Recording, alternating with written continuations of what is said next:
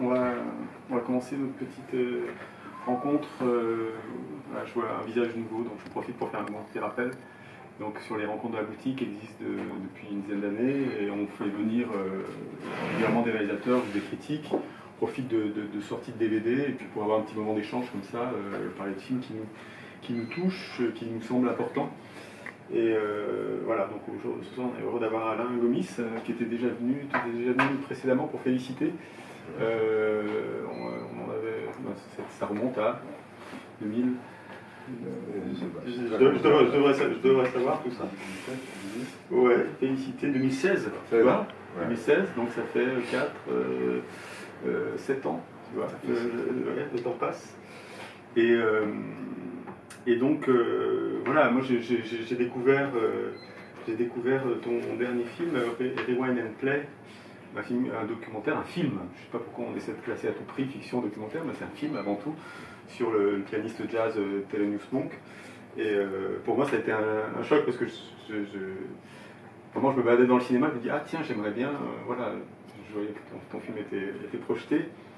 Et j'en suis ressorti complètement sonné, quoi. Je ne m'attendais pas du tout à voir ce que j'avais vu, et j'étais, voilà, il me faut un film comme ça par an, et puis c'est bon, je me suis nourri, je sais pas, ça m'a vraiment, outre le fait que je suis assez fan de la musique jazz et de Monk, c'était aussi tout ce que tu en as fait, donc voilà, c'est pour ça on va parler de ça, et voilà, d'autres choses, mais je pense que c'est un film qui est très inspirant, je trouve, sur ce qu'il dit sur le cinéma, même dans le langage cinéma. Mais bon, avant que je pose mes questions, merci d'être venu. Et si on commence directement sur ce projet-là, peut-être, comment il est venu à toi, ou je crois que tu avais déjà dans tes tiroirs l'idée de faire quelque chose sur Monk. Ouais. Vas-y, ou déjà, tout simplement, comment tu as découvert peut-être un premier morceau, ou la musique de Monk, je pense que c'est quelqu'un qui... Ça a dû être une rencontre aussi, musicale. Oui, alors bonsoir à vous, merci d'être là, merci de m'inviter. Attends, alors juste un petit truc, je t'interromps déjà, je te remercie parce que je sais que tu es en plein tournage, oui. Donc je sais que tu as un peu mille choses dans la tête, tu es en train de faire plein de choses, donc voilà, déjà merci voilà, tu t'es engagé, mais de venir ici, je sais que c'est pas facile de revenir aussi sur sur le projet d'avant, quoi. Ouais, mais c'est un plaisir. C'était un film qui inattendu. Pour moi, je travaillais un peu sur autre chose. Monk, je sais pas dire très bien à quel moment je le rencontre. Je crois que j'étais étudiant. C'est pas tout de suite un coup de foudre. C'est une musique qui m'intrigue un peu, à laquelle je reviens régulièrement. Et puis je commence à m'intéresser à lui. Et c'est je trouve le genre de personne qui, plus on y revient, plus quelque chose de passionnant et en même temps mystérieux s'agrandit. C'est quelqu'un dont on fait jamais le tour, en fait. Et c'est un peu comme ça que fonctionne sa musique. Moi, ce qui me surprenait, plus j'en apprenais sur lui, c'était que j'avais l'impression qu'il était absolument le même dans sa façon de jouer qu'en tant qu'être humain. Dans sa façon de bouger, sa façon de parler, sa façon de ne pas finir ses phrases, de laisser des trous, de jouer avec les résonances, de jamais totalement attraper des choses, comme s'il essayait de les laisser exister en brossant des petites choses, des petits endroits. Ce qui me faisait penser à cette façon qu'ont d'autres artistes, de se dire que quand on essaie d'attraper quelque chose trop fort, il disparaît, quoi, comme toutes les choses un peu importantes. Quand on essaie de les contourer trop précisément, il y a quelque chose qu'on perd. Et donc voilà, je trouvais que c'était quelqu'un de fascinant. Sa vie est aussi c'est quelqu'un qui finit les dernières années de sa vie quasiment dans le silence. Il y a un moment, il ne joue plus. Il est fatigué, il est malade. Mais c'est étonnant qu'un musicien comme ça choisisse pratiquement le silence, qu'il a tellement mis dans sa musique qu'il finit par finalement tout prendre. Voilà, et puis c'est un exemple de relation à l'industrie musicale, c'est un exemple d'authenticité, enfin je ne sais pas si on peut dire d'authenticité, en tout cas une espèce d'intégrité. Une espèce d'intégrité à essayer d'être seulement lui-même. Et ça, c'est une aventure en soi. Il y avait plein de choses qui m'intéressaient chez lui, donc j'avais le projet d'en faire une fiction, une espèce de fiction comme ça, un peu un truc en mosaïque un peu. C'est devenu très compliqué pour des histoires de rois. Le projet continue d'être très compliqué jusqu'à aujourd'hui. J'espère pouvoir le faire un jour. Et en travaillant sur ce projet, du coup, en lisant un peu tout ce que je trouvais, et puis en voyant tout ce que je pouvais, il y a eu un moment où on a demandé à l'INA ce qu'ils avaient comme image de lui, et ils nous ont envoyé un paquet comme ça. Je connaissais la plupart des choses, dont une émission qui s'appelait Jazz Portrait, qui était un projet de série d'émissions en fait. Et je pense qu'il n'y en avait que deux, une avec Mingus et une avec lui. Et ce qui était étonnant, surtout, c'est qu'ils m'ont envoyé l'émission qui dure 30 minutes.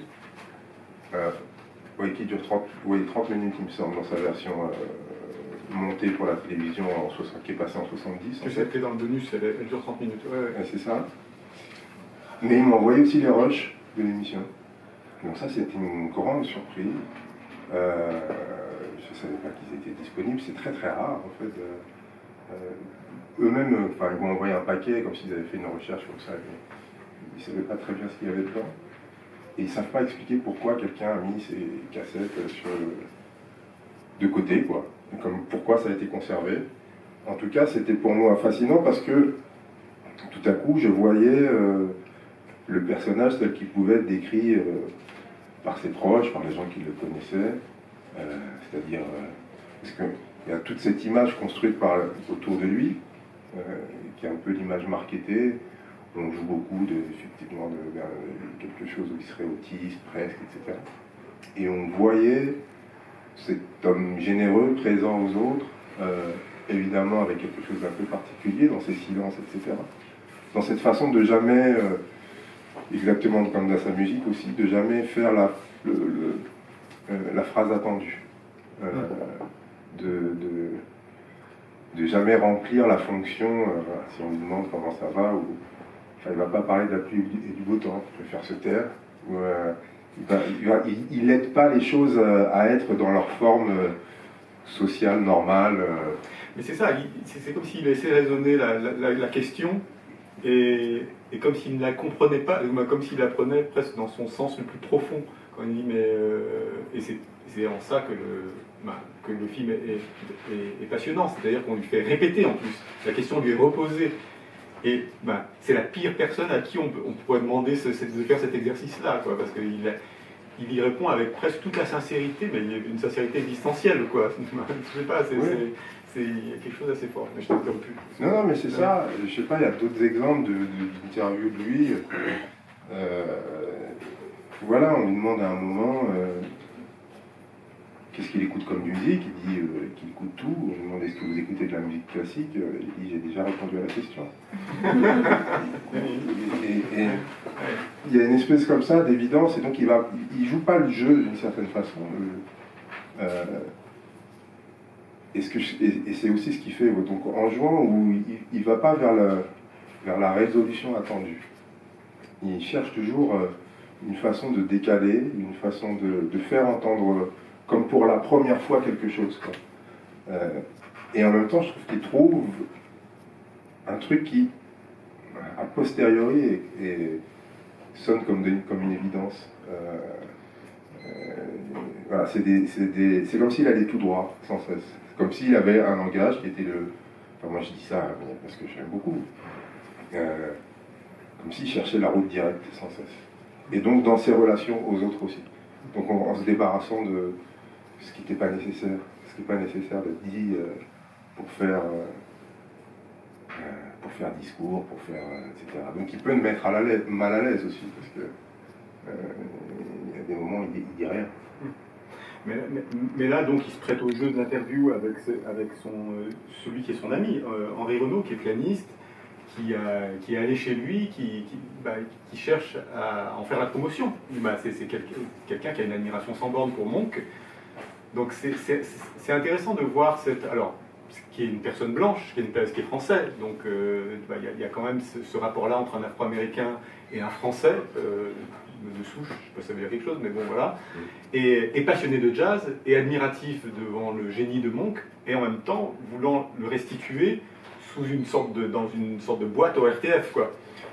Quelque chose, un format télé, quoi, ce qu'on retrouve aujourd'hui. Et c'est encore une fois le pire des clients, quoi. Oui, c'est-à-dire que, oui, on dit, oui, il est considéré comme pas un bon client pour ça depuis toujours. Et en même temps, c'est du coup un très bon client. Oui, voilà, c'est ça. Parce que c'est un... Mais en fait, ça commence, ce malentendu, je crois, en 47. En 47, il enregistre son premier album chez Blue Note. Et il se demande, parce que déjà, il a la réputation d'avoir une... Parce qu'il va chercher des harmonies particulières, etc. Donc c'est vrai ce que raconte Henri Arnaud, il participe à un peu cette révolution bebop, mais en amenant justement une façon de jouer, des harmonies un peu autres, une rythmique aussi particulière. Et donc, Lorraine Lyon, c'est un couple, et Lorraine, qui est la femme de ce couple-là, se demande comment vendre un peu cet homme à la musique réputée difficile. Je ne crois pas qu'elle le soit en fait, mais... Et donc, elle écrit un texte, et elle en fait, et c'est un peu ce texte, cette façon de le marketer qui est repris par Henri Arnaud, c'est-à-dire ce type un peu bizarre, qui peut ne pas dormir pendant 3 jours, qui est tellement imprégné de sa musique qu'il en devient un peu fou, etc., qu'il est très hermétique, etc., etc. Et étrangement, cette façon dont on parle de lui, qui le gêne dès le début, et aussi ce qui le fait vendre, entre guillemets, ou la façon dont on vient voir un Monk le fou, un peu. Oui, donc il y a ce côté bête de foire, déjà, quoi. Exactement. Donc, et lui, il a toujours eu une relation étrange avec ça. D'abord, il veut effectivement pouvoir vivre de sa musique et manger, tout ça, et parfois il peut en jouer, et en même temps être très mal à l'aise avec cette image de lui. Donc ça commence tout de suite en fait. Dès qu'il joue en solo, dès qu'il est enregistré en solo, et ça va le poursuivre toute sa vie. Mais ce qui est assez étonnant aussi, c'est au-delà de l'exercice de l'interview par son ami Henri Renaud, il y a tout le dispositif de caméra, de captation qui sert ça. C'est-à-dire, moi je trouve même au niveau des gros plans, des plans sur les mains, plans sur le visage, presque plans sur la peau, quoi. Il y a quelque chose où c'est pas seulement la musique, c'est vraiment on essaie de capter quelque chose. Et ça, dans l'émission définitive, on l'a, mais très peu. Mais dans les rushs, on l'a énormément. Moi, la question que je me suis posée, mais c'est que ça continue à tourner. Tout est capté, quoi. Toi, tu as des renseignements par rapport à ça, par rapport aux techniciens télé, c'était peut-être la norme, tout simplement, de tout filmer, ou de faire des gros plans. Mais moi, je suis assez étonné par le matériau qu'on a dans ces rushs. Ben moi, j'ai récupéré aussi des moments qui sont des moments visiblement plus d'essais, des moments où lui... Ils sont en train de régler les lumières, lui il joue au piano, il essaye de s'occuper un petit peu, enfin, finalement quand il essaye de s'occuper il joue, quoi. Et avec ce drôle de rapport étrange où dès le début il y a un truc où on a l'impression qu'on ne fait pas du tout attention à lui. C'est quand même Monk qui est très connu quand même à ce moment-là, il y a une espèce d'indifférence à Monk en train de jouer qui est tout de suite un peu étrange, c'est-à-dire que tout au long de l'interview, il n'y a pas vraiment il n'y a jamais de rapport vraiment. Henri Renaud considère qu'il est son ami. Bon, il l'a vu, c'est vrai qu'il l'a vu, il l'a rencontré à New York à une époque où Monk, il a plus sa carte de cabaret, il ne peut pas jouer. Donc c'est pas un moment où il est vraiment, c'est un moment où il galère. Donc il le voit, il le découvre. C'est un moment de sincérité. C'est pas parce qu'il voit un type célèbre, il tombe amoureux de sa musique, etc. Mais ils sont dans 2 univers tellement différents. Je pense qu'ils vivent un quotidien tellement différent, et il y a aussi une image du jazz qu'on voit là, qui est un peu une l'image française. En France, le jazz est à ce moment-là, je crois, dans un monde un peu plus bourgeois. Il y a un vrai snobisme, ça fait partie de la culture bourgeoise. Ça fait partie. Mais un musicien noir reste un noir et musicien. Il y a ce décalage-là, quoi, je sais pas. Oui, en même temps, Miles disait le contraire. Quand il était venu à Paris, il avait été accueilli et reconnu en tant que personne, et pas comme un comme un noir, je sais pas. C'est là où je connais pas suffisamment cette époque-là pour voir quel était l'accueil des musiciens jazz. Ce qui est très étrange là, c'est que effectivement, il y a cette admiration pour Monk. Il y a quelque chose de très de bonne volonté, j'allais dire, et que c'est d'autant plus gênant en fait. Cette façon de, effectivement, il y a un moment, on a l'impression qu'il est montré comme une bête de foire. Ouais. Il est filmé comme on filmerait un, ouais, je sais pas dire un animal, mais presque. Il y a quelque chose d'un peu étrange de venir. Ces très gros plans là, qui sont faits à des moments, les plans sont assez beaux d'ailleurs, à des moments où justement du coup d'essai et de répétition, où du coup les cadreurs se laissent un peu plus aller à des choses inhabituelles, où il y a ce très beau plan circulaire, où il y a ces choses très près de lui. C'est à la fois magnifique de pouvoir voir ces images de lui. En même temps, c'est gênant parce qu'il y a un moment, et c'est tellement proche qu'on voit le souffle de Monk sur l'objectif de la caméra. C'est-à-dire que la caméra est vraiment là. Et qu'on se demande comment on se donne l'autorisation de venir si près, d'entrer si près de lui. Et tout ça sans aucune volonté de nuire. Juste, il est... D'abord, je le trouve absolument charmant. Il intègre le regard de la caméra, même dans les... On sent qu'il est totalement conscient d'être filmé et de... Alors l'image qu'il donne, je sais pas, mais il est conscient d'être filmé, même dans la rue, même... On le voit, je sais pas, on le sent dans son regard. Il sait très bien qu'il est... Il bosse. Ouais. Il travaille, il est au travail. Oui. Ça fait partie des choses qui vont pouvoir le permettre de jouer. Il y a un grand souci pour lui de nourrir sa famille, Donc on sent que c'est un effort, quoi. On sent que c'est un effort, il est là au travail, vraiment. Il doit le faire, il le fait, il ne rechigne pas à le faire, etc. Et donc il est filmé dans la rue, il se force on sent qu'il se force un peu à parler, à faire un peu la conversation, y compris dans le bar. Il a un gros spot sur la tête, il est un peu gêné, évidemment qu'il est un peu gêné. Je ne sais pas si vous avez déjà essayé de marcher dans la rue avec une caméra devant vous, ou de prendre un café tranquillement avec... Voilà, mais il le fait, et il fait très consciencieusement, on le voit quand il joue aussi, dans sa façon de... il donne énormément, et puis on lui demande encore un morceau supplémentaire, encore un petit, etc. Et faut dire qu'il était en tournée la veille. Puis... Ça fait 3 semaines qu'il joue 6 jours sur 16. Et le soir même, il doit jouer. Et c'est quelqu'un de... Ouais, il le fait. Je pense que dans un rapport comme celui-ci, Miles Davis aurait été... ça se serait pas passé comme ça. Il aurait été meilleur, c'est un meilleur communicant, Miles, quand même. Je pense que Miles serait foutu sur la gueule. Ah bon Oui, je pense qu'il avait un caractère plus... J'ai vu votre film, excusez-moi, j'ai adoré, c'est pour ça que je suis là. Mais oui, je crois, il est très patient. Il est hyper patient. Mais je me rappelle, est-ce que je me trompe, à un moment donné, il dit qu'il n'a pas été bien payé comparé aux autres joueurs. Et là, il parle, il est sincère. Ouais. Et après ça, il ne parle plus. Et j'ai eu l'impression que c'était parce que il avait essayé de parler en disant la vérité. J'étais moins bien payé que les autres.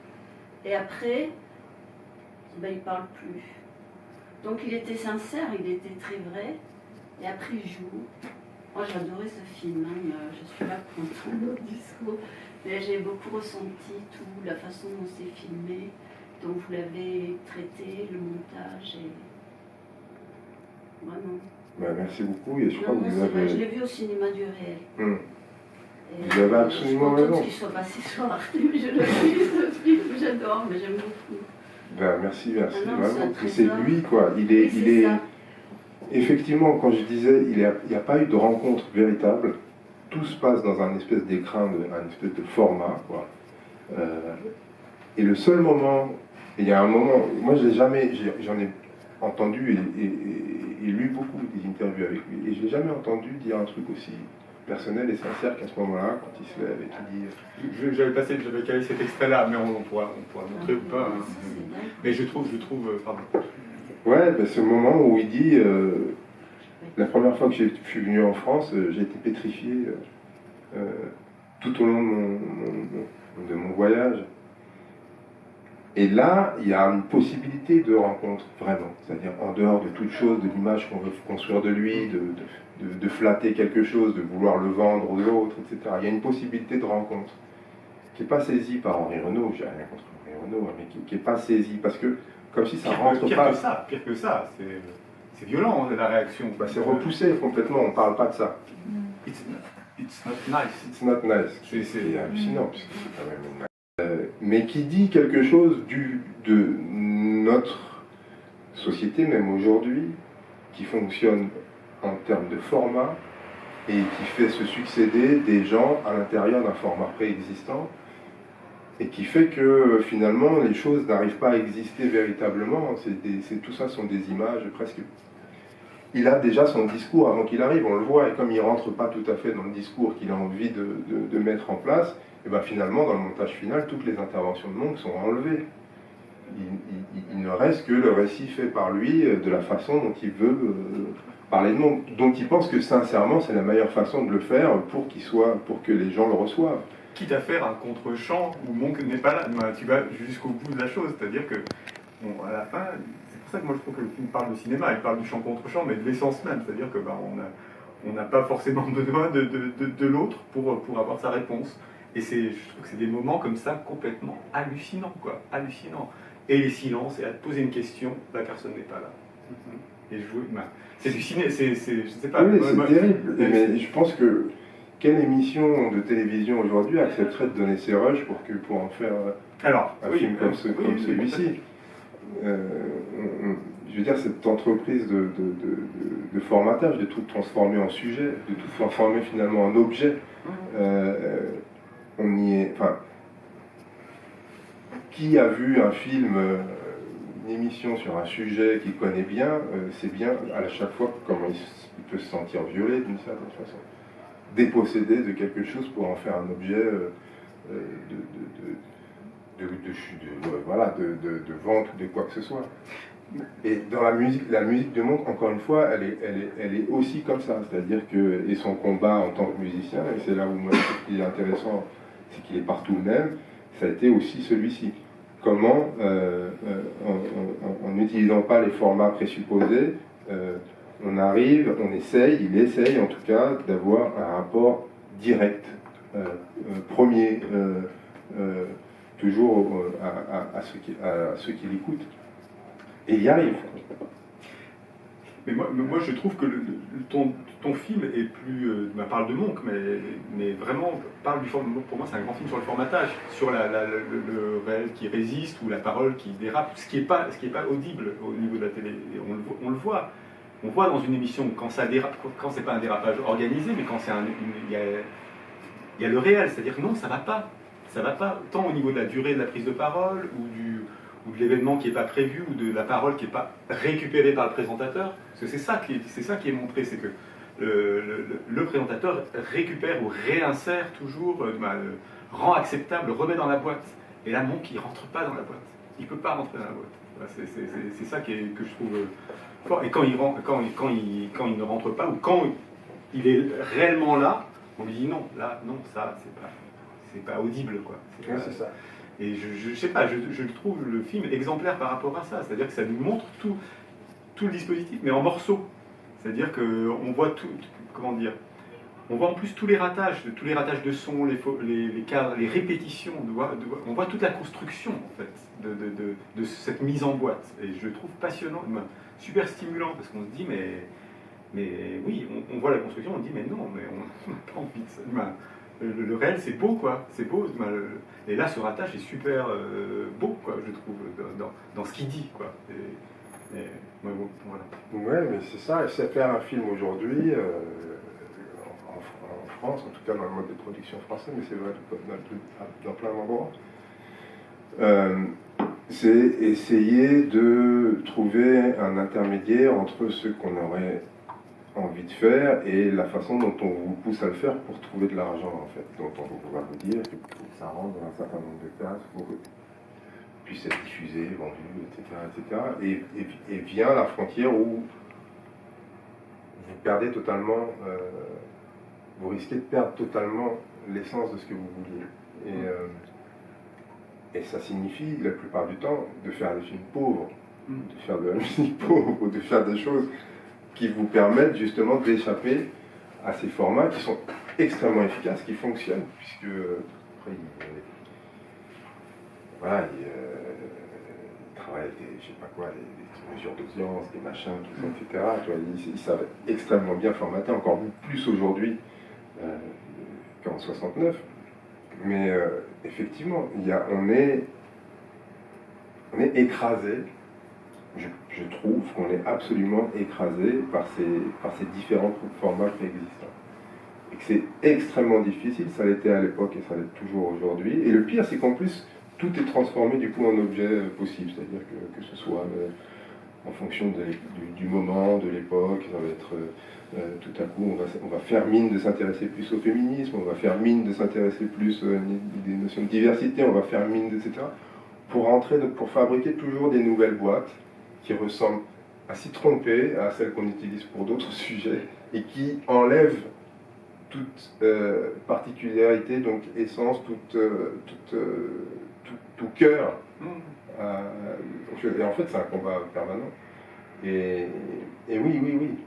Moi, j'avais l'impression de voir ça en action. C'était pour moi hyper intéressant parce que tout à coup, je pouvais le voir. Et je pouvais le voir dans ce que ça n'avait. C'était pas diabolique. C'est quelqu'un qui veut faire la promotion de quelqu'un d'autre et qui en même temps l'enferme à tous les endroits. Et c'était extrêmement triste à voir. Tout à coup, j'avais l'impression de. Enfin, il y a des moments où il est extrêmement seul. Une solitude, je trouve, qui se dégage de ce moment avec lui, qui finit par être très touchant, très émouvant. Après, toi, ça a été ton point de vue de mise en scène aussi, de mise en scène des rushs, d'adopter le point de vue de Monk, de privilégier aussi ces scènes, d'essayer d'entendre cette intériorité. Mais c'est ton regard aussi, toi, de cinéaste. Mais moi, c'est ce que j'ai bien aimé aussi dans le film, c'est le fait, c'est la place que tu occupes toi. C'est-à-dire de metteur en scène de rush. C'est-à-dire que tu ne les as pas tournées, ces images.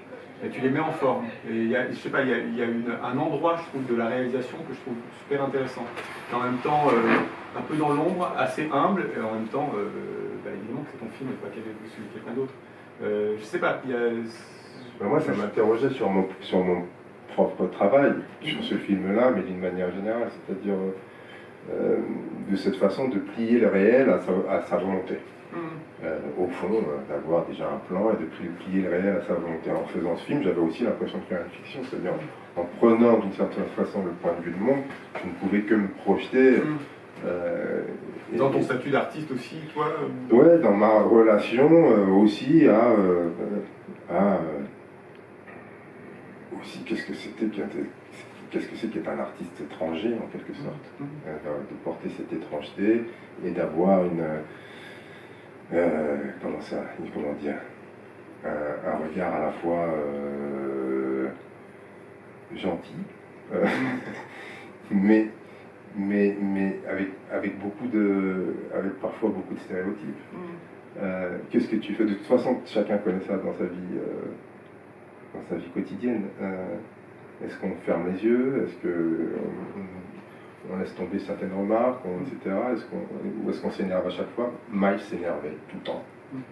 C'est un petit nerveux, quoi. Ouais. Et Monk, lui, prend sur lui. Et on voit à quel point c'est pénible. Que c'est difficile. Pour moi, j'ai l'impression de voir, en tout cas, à quel point c'est pénible. Et donc, qu'est-ce que fait, je trouve, Henri Renaud, la réalisation de l'émission à ce moment-là, c'est de prétendre à un point de vue neutre, prétendre à une sorte de vérité. On va parler de Monk, voilà qui est Monk et tout ça, etc. De prétendre à un point de vue zéro. Et je me dis que peut-être que un des moyens d'échapper à ça, c'est de dire de quel endroit on parle, en fait. De se montrer, en fait. Et effectivement, pour moi, jouer avec les rushs et les faire entendre comme les rushs et avoir ce montage qui se montre comme un montage, c'était aussi de dire, bon, c'est ma vision, c'est moi qui interviens. Mais j'ai quand même senti le besoin, à un moment, d'aller voir ses proches. C'était aussi l'occasion de...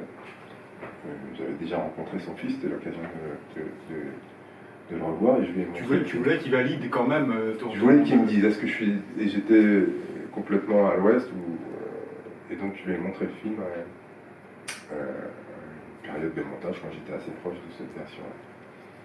Son retour C'était hyper émouvant, il était très, très... Enfin, il m'a dit, ce qui m'a rassuré, c'est qu'il m'a dit que c'était l'homme qu'il connaissait, quoi.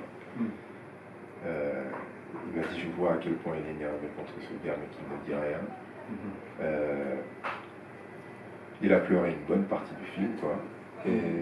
Et il m'a dit, il a joué avec son père après. C'est pas seulement c'est son père, bien entendu, mais en plus il le connaît, en tant que musicien, puisqu'il a joué les dernières années de sa vie de musicien, il a joué avec son fils. Qui était quoi? Il était batteur. Batteur. Ouais. Et donc il lui disait, à cette période-là, moi je suis à l'école, et j'ai pas idée de ce qu'il est obligé de traverser pour nous nourrir. C'est-à-dire que lui, il ressent le film et ce truc-là comme oui, c'est le regard d'un fils. Hyper pénible.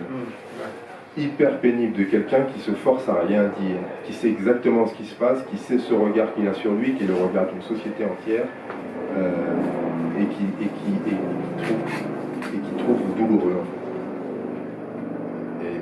Et moi, j'ai été étonné, la première fois qu'on a regardé le film mixé, d'être aussi ému. Il y avait des choses qui m'avaient touché, il y avait des choses qui m'avaient mis en colère, etc. Mais une fois le film assemblé de cette façon-là, je ne m'étais pas rendu compte à quel point c'était éprouvant d'une certaine façon. Donc voilà. On passe cet extrait là, le petit extrait. Bon, bah, c'est la petite lagarde là avec.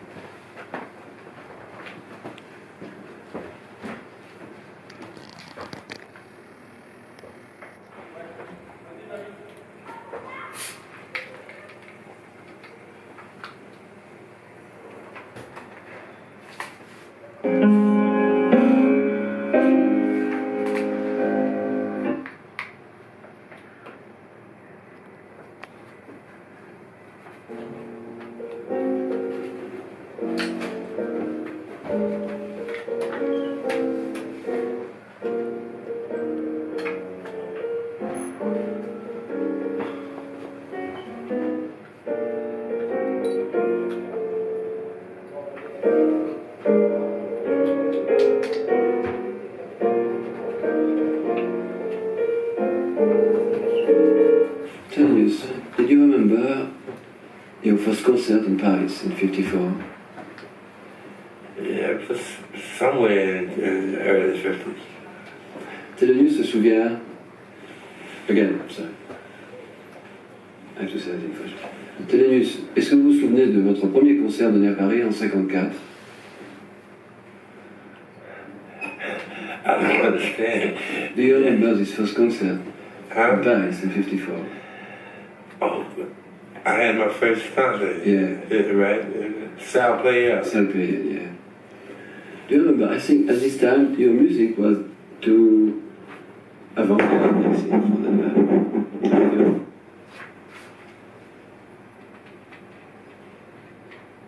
Not too, but if you know, okay. But it's interesting, man. Yeah. On recommence. Thelonious, did you remember your first concert in Paris in '54? Yeah. I think at this time your music was a little bit too avant-garde for the French audience. What do you think of that? I don't understand what you said. What are you asking me? I said, your music was a little bit too difficult, too avant-garde for the French audience. What do you think of that? Well, I mean, they had my, on the magazine, they had my picture on the front page. I mean, they had Jerry Mulligan, they had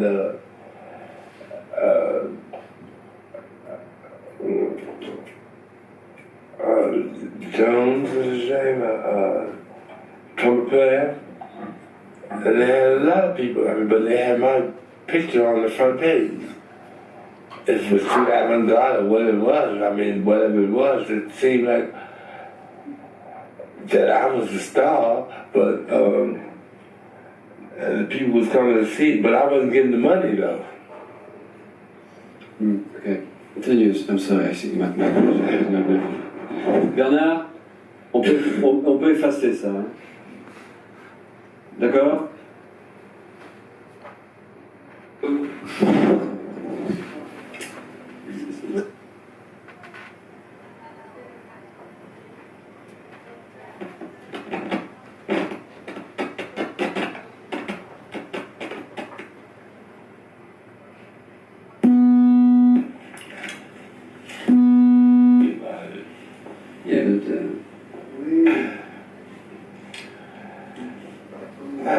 I had no idea, I mean, my popularity in France until I got over here.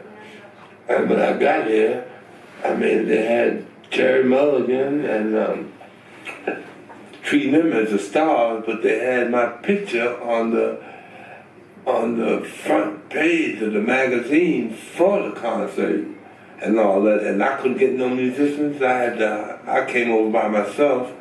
And there was no musicians to work with me or anything. When nobody let the musicians work with me, I practically had to play by myself. Finally, I got some fellas to play with me. And I was getting less money than anybody. That's what happened. Thelonious dit que à cette époque, il ignorait totalement quel genre de popularité il avait en France.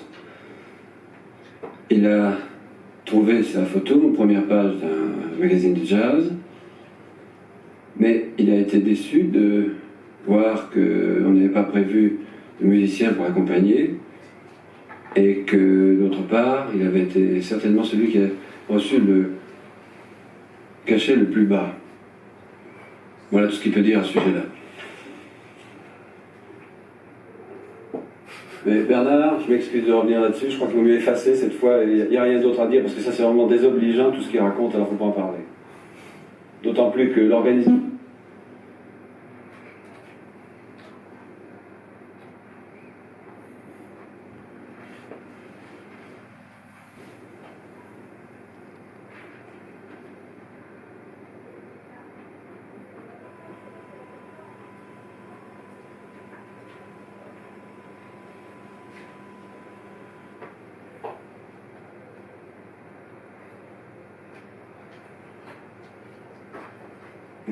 How about us going to this dinner and forgetting this TV program and it's all over there. It's over dinner. Okay. Please, just one, the last one. Please, it's the last one. Yeah. Yeah, about piano.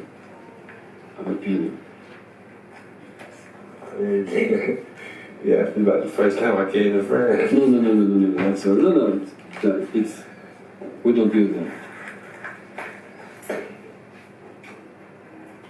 And the first time I came to France, I was ossified all the time I was here. No, we don't say anything about that today. Okay? Everything. It's no secrets, is it?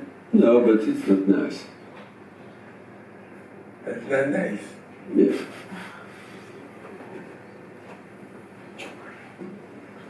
Now, can you tell me a little bit about piano? I'd like to know if you start when you were young, You start to play some classic music? Yeah, I started. Wait.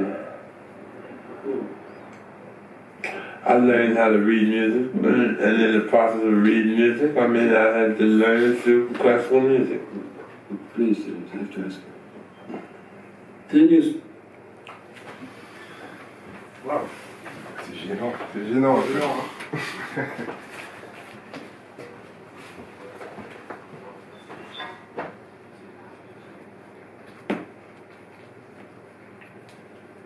Ça va. Ouais. Après, quand même, il faut dire que Henri Renaud, c'est pas un journaliste professionnel. Hein.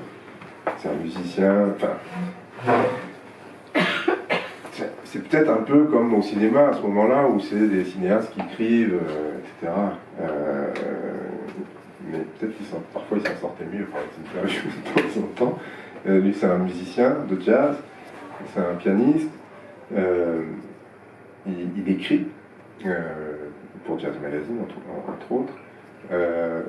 En télévision, est-ce que c'est une première fois? Donc il y a aussi cette charge qu'on sent sur ses épaules de réussir à bien faire. Il sent que ça se passe pas très bien. On sent qu'il panique un peu. Il y a cette, il a l'air extrêmement de moins en moins à l'aise parce qu'il est censé être le gars qui le connaît, faire qu'il est son ami et tout ça. Et en fait tout ça se bat en vrille au fur et à mesure.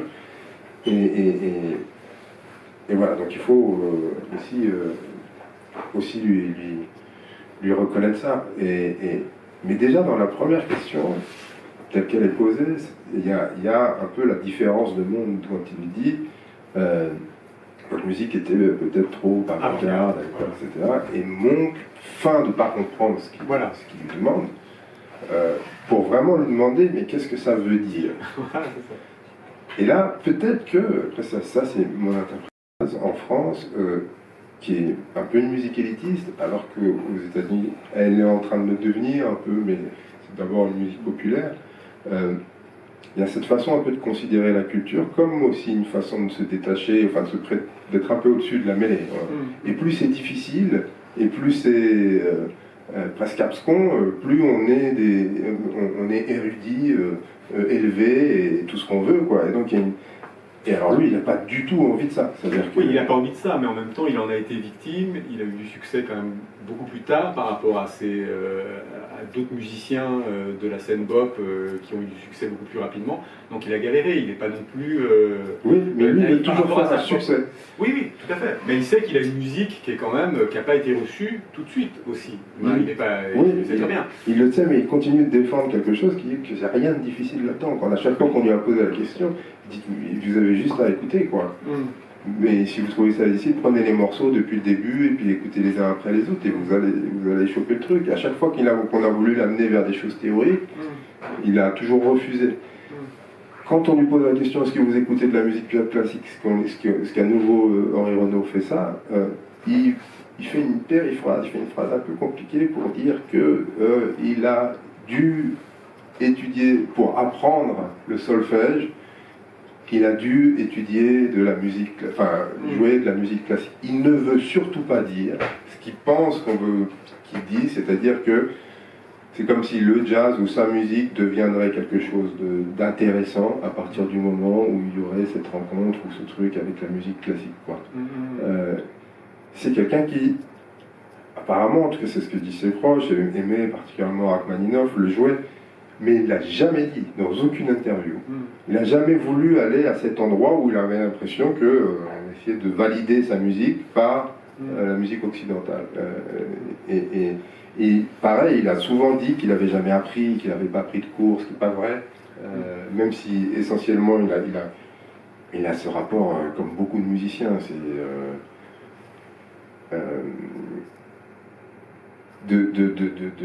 d'être capable très très vite de jouer ce qu'il entend.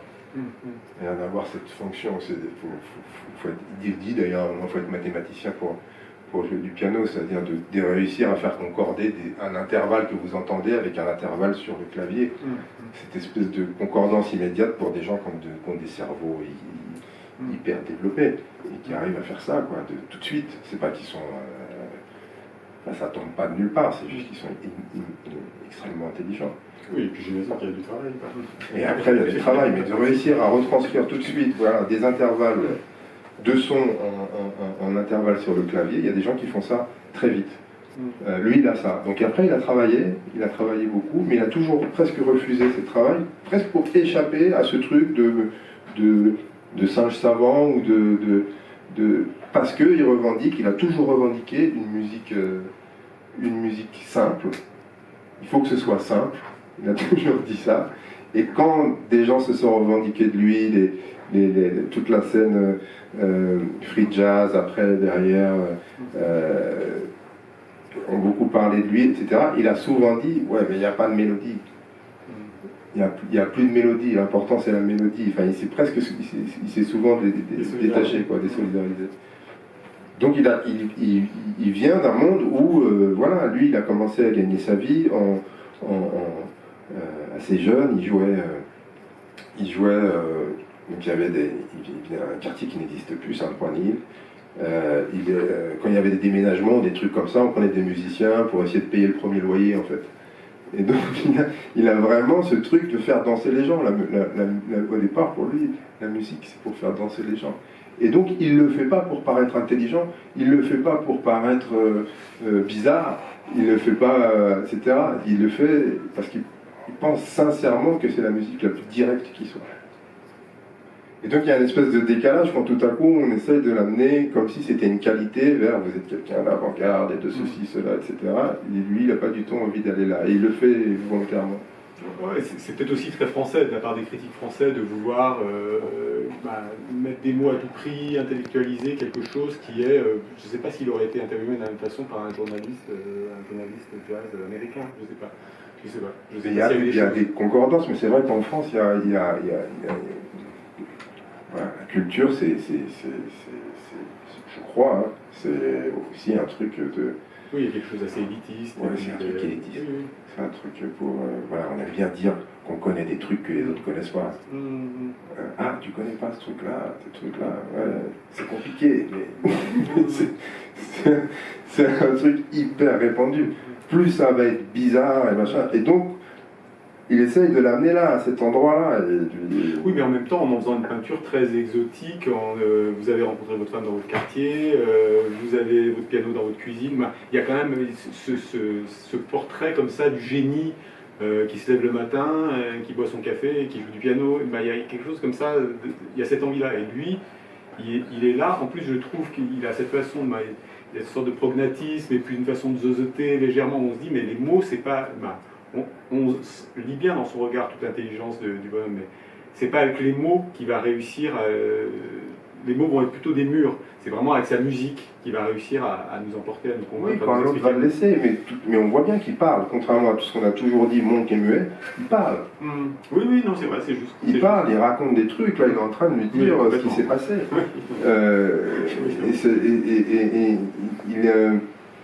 Parmi les choses, je trouve, qui sont évocatrices parfois dans les interviews qu'il a données, tout ça, etc. Là, c'est dans des relations qu'il avait avec un autre musicien, Steve Lacy, etc., qui a noté les petites choses que disait Monk. Et il disait, par exemple, il lui a dit comme conseil, ne joue pas tout, quoi. Ce que tu ne joues pas est plus important que ce que tu joues. C'est pas qu'il est idiot, il est hyper intelligent, sauf qu'il a cet exercice, cette franchise. Il se laisse pas aller à, justement, je trouve, moi, après je l'aime beaucoup, mais donc, je trouve qu'il se laisse pas aller à la facilité de s'écouter. Oui. Et de se trouver, d'aller vers le truc, ça va être joli à dire, tout ça, etc. Non, moins c'est plus, ça c'est une de ses phrases. Moins c'est plus, voilà, des trucs comme ça, très, très brefs, mais qui disent qui disent son intention, de faire entendre, finalement, de faire résonner ce qui ne peut pas être joué, ce qui est sans doute le plus important, ce qui mis en boîte, et on revient à l'idée de format, ce qui est mis en boîte, ce qui est mis dans le truc, meurt. Comme si dire, il y a des sentiments, il y a des choses qui, à partir du moment où elles sont prononcées, disparaissent. Il y a une espèce de... je pense qu'il y a ça chez lui. Ouais, et puis tout simplement, après c'est une question, voilà. Mais je disais la chose, mais ce que tu disais sur sa façon de jouer aussi, c'est quelqu'un qui joue pour gagner sa vie. Ouais. Il y a quelque chose comme ça, vraiment. Tu parlais de se payer ce premier loyer, toutes ces choses-là, mais on sent quand il joue, c'est pas juste une fantaisie parce que je voulais faire autre chose. Non, c'est une nécessité. Il y a quelque chose comme ça, que si ça va payer le loyer, ça va payer. Et je trouve qu'il y a cet ancrage-là, cette force-là, et évidemment qu'il y a ce décalage-là. Je sais pas, ça se sent dans sa musique. Après, je crois qu'il a... ça vient sans doute aussi de ce rapport aux gens autour de lui, de sa femme, de sa mère, etc. Il a vraiment confiance en lui. C'est-à-dire qu'il pense que s'il réussit à s'exprimer absolument, on l'a qualifié souvent de génie, tout ça, etc. Et puis il a dit aussi des choses telles que un génie, c'est quelqu'un qui est juste lui-même, qui réussit à être juste lui-même. Comme si, et puis ça paraît assez logique, il a joué comme quelqu'un d'autre, c'est évidemment, enfin, c'est en essayant de toucher son propre endroit qu'on arrive peut-être à toucher à quelque chose d'universel. Ça ne veut pas dire grand-chose, mais en tout cas, c'est comme un enfant qui commence à parler comme un adulte, c'est pas très intéressant. S'il parle à son endroit, n'importe qui réussit à parler de son propre endroit devient intéressant et peut se relier à tous les autres. Il y a un monde qui fait ça sans le dire, je crois. Et il croit tellement en lui, en sa musique, que gagner sa vie et vouloir absolument gagner sa vie, ça ne signifie pas travestir sa musique pour en faire un gagne-pain. Et c'est vrai qu'il a autour de lui des gens, dont sa femme, sa mère d'abord, dont sa femme, qui, dans tous les moments où il ne gagne pas sa vie, etc., continue de l'encourager, ne lui demande jamais de faire autre chose. Voilà, il a pu toujours jouer, même dans les moments vraiment durs. Et la moitié de ton film, c'est la musique. Toute la deuxième partie, c'est quand même, on l'entend. C'est un enregistrement de 3 morceaux, 3-4 morceaux. C'est quand même la part belle donnée aussi à ce qui... Ouais, parce qu'il y a puissant on l'empêche de parler d'une certaine façon, et puis il a cette façon de ne pas vouloir trop dire, etc. Le moment où... pour moi, on ne peut pas faire un film sur un musicien sans avoir un grand moment où on l'entend, parce que c'est là où il s'exprime absolument. Et j'ai l'impression qu'on comprend tellement de ce qu'il dit pas ou n'arrive pas à dire, ou tout ce rapport-là qu'il a. J'ai l'impression que même parfois les titres des morceaux, il les choisit. Oui, c'est ce que tu écris, ouais, il ne les a pas choisis par hasard. Ouais, c'est marrant. Moi, quand il joue I Should Care, je me dis pas exactement au moment où le mec l'emmerde, je me dis, voilà, je crois qu'il sait. C'est un type assez brillant. Et qui a la classe de pas le. Oui. De pas éclabousser tout le temps les autres avec ça.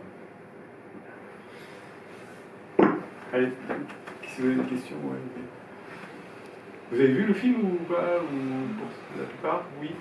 Aimé? Beaucoup? Moi je l'ai pas vu parce que c'est trop pénible, vu que j'aime infiniment de me voir dans cette situation en fait. Mais je t'ai écouté à l'émission radio, donc j'ai un peu vu en t'écoutant.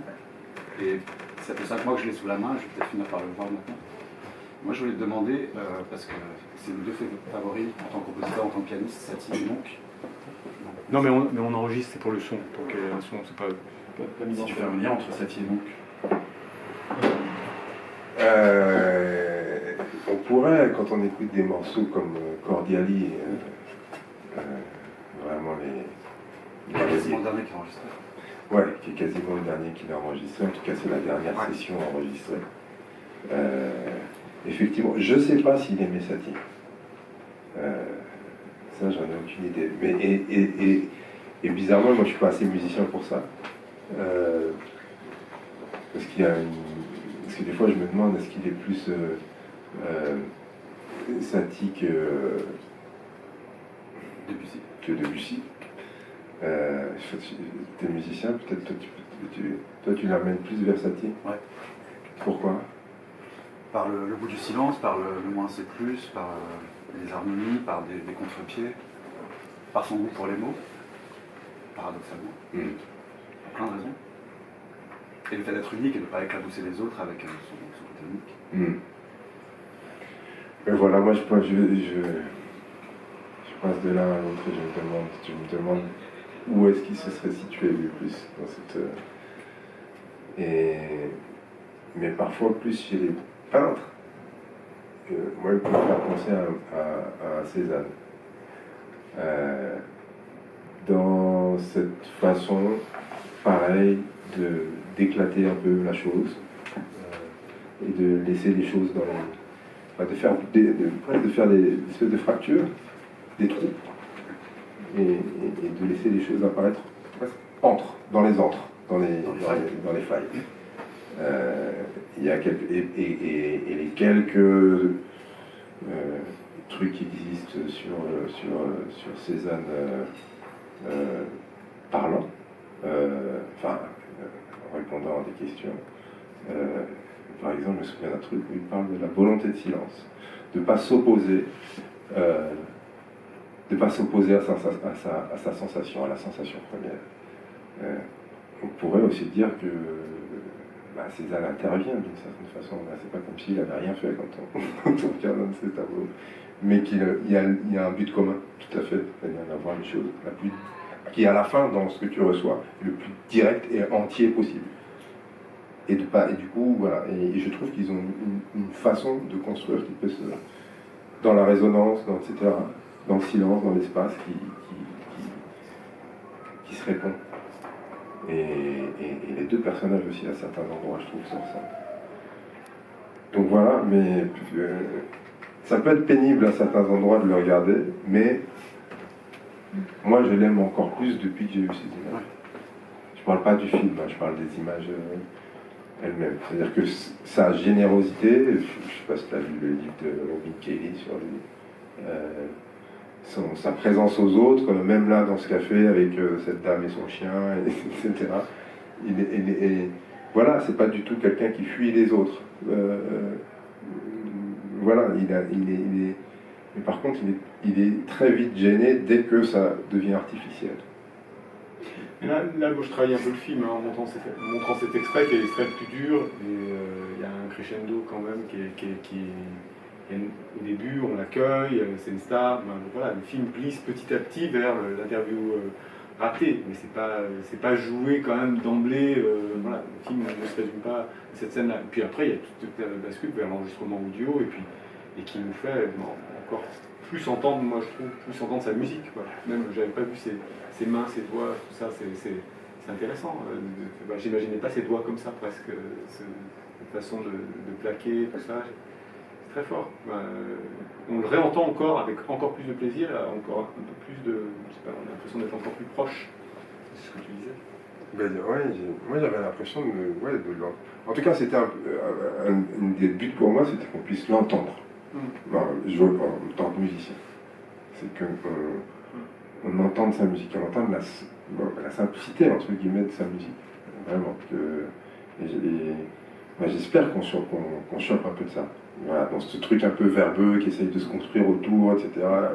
Il y a un moment il nous va, et on voit qu'aussi c'est pas facile, quoi. C'est jouer comme il joue, c'est un effort dingue. Enfin, oui, alors vous il transpire, machin, etc. Ouais, mais il y a un musicien à un moment qui m'a dit, mais ça doit turbiner là-haut, hein. Ça n'arrête pas. Donc, oui, en tout cas, j'avais envie de ça. J'avais envie que quelque chose, on arrive à l'entendre simplement retiré de tous ces trucs autour. Et on l'entend grogner un peu de temps en temps, non? C'est moi qui, un peu comme Errol Gardner, moins fort, mais il y a un côté comme ça qui est assez...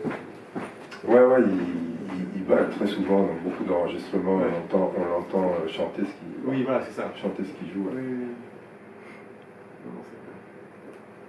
Non, bon. On s'arrête là? Dernière question? Bon, on s'arrête là. Ouais, super, merci beaucoup alors. Merci.